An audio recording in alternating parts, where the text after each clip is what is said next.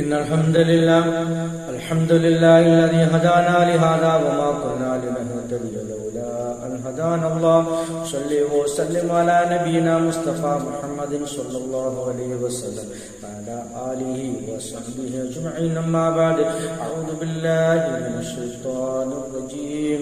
بسم الله الرحمن الرحيم. സൂറ അൽ-മാഇദ 113 വചനത്തിന്റെ വ്യാഖ്യാനം നോക്കൂ നിങ്ങൾ.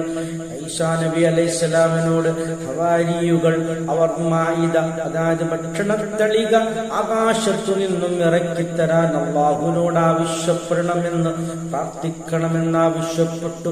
നോക്കൂ, അതിനോട് തുടർന്ന ആയത്തുകൾ അതുമായി ബന്ധപ്പെട്ട് തന്നെയാണ്. അല്ലാഹു സുബ്ഹാനഹു വ തആല വിശദീകരിക്കുന്നു. ഖാലു, അവർ പറഞ്ഞു, ഹവാരിയുകൾ പറഞ്ഞു, നുരീദു, ഞങ്ങൾ ഉദ്ദേശിക്കുന്നത് അന്നകുല മിൻഹാ, അതിൽ നിന്നും ഭക്ഷിക്കാൻ വേണ്ടിയാണ്. ഞങ്ങൾക്ക് അങ്ങനെയുള്ള ഒരു ഭക്ഷണത്തളിക ഇറക്കി കിട്ടുവാനും അതിൽ നിന്നും ഭക്ഷിക്കുവാനും ഞങ്ങൾ ആഗ്രഹിക്കുന്നു എന്ന അർത്ഥത്തിൽ.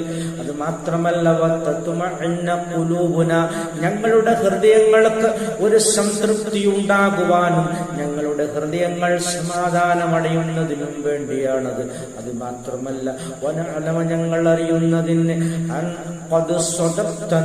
ഞങ്ങളോട് തങ്ങൾ പറഞ്ഞത് സത്യമാണെന്ന് ഞങ്ങൾ അറിയുന്നതിനും. നോക്കൂ നിങ്ങൾ, നല്ല സത്യവിശ്വാസികളാണ് ഹവാരിയുകൾ. അവർ ആ തരത്തിലുള്ള ഒരു തരത്തിലുള്ള അതിക്രമത്തിനും കൂട്ടുനിൽക്കുന്നവരല്ല. അതേസമയം അവർക്ക് മനസ്സിനൊരു സമാധാനം, സംതൃപ്തി കിട്ടുന്നതിനും അതിൽ നിന്നും ഭക്ഷിക്കാൻ ആഗ്രഹിച്ചും കൊണ്ട് അല്ലാഹുവിന് എല്ലാ കാര്യത്തിനും കഴിവുള്ളവനാണല്ലോ, സത്യമായവനാണല്ലോ. അതുകൊണ്ട് അല്ലാഹുവിനോട് അങ്ങനെ ആവശ്യപ്പെട്ടാൽ അത് പൂർത്തീകരിച്ചു കിട്ടുമെന്നവർ പ്രതീക്ഷിക്കുന്നു.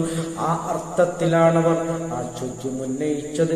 വനകൂന അലൈഹ മിനശ്ശാഹിദീൻ, വനകൂന അലൈഹ, അതിന്മേൽ ഞങ്ങൾക്കാകാമല്ലോ, മിനശ്ശാഹിദീൻ, സാക്ഷ്യം വഹിക്കുന്നവരിൽ പെട്ടവരാകാമല്ലോ എന്നാണ് പറഞ്ഞത്. ആ മായിദക്ക്, ഭക്ഷണത്തളികൾക്ക് സാക്ഷ്യം വഹിക്കുന്നവരായി മാറാനും ഞങ്ങൾക്ക് കഴിയുമല്ലോ.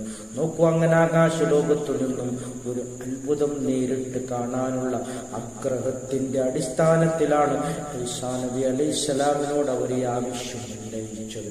അല്ലാതെ അതിക്രമത്തിന്റെ വഴിയിലല്ല എന്ന് പ്രത്യേകം നാം മനസ്സിലാക്കണം.